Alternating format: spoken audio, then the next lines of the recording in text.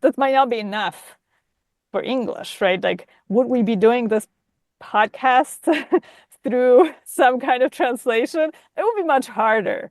There's always like a lag with translation. You can't actually that easily use use the language, have a conversation, do business, interact with people. And with English, well, it has become this global language, and it seems like that's also not going away anytime soon. So, so generative AI might change it a little bit, but I think a lot of this need to learn languages will stay the same. Yeah, totally. Yes. Yeah, I totally, yeah, agree with that.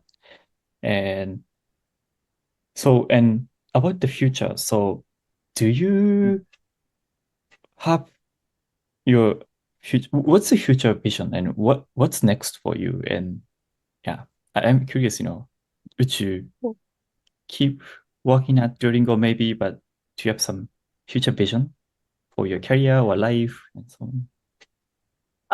I'm definitely happy to continue working at Duolingo. I feel like, especially now with AI, things are changing so quickly. It's all very exciting. I think there's a lot of potential to really do what we're trying to do, provide um, education for people.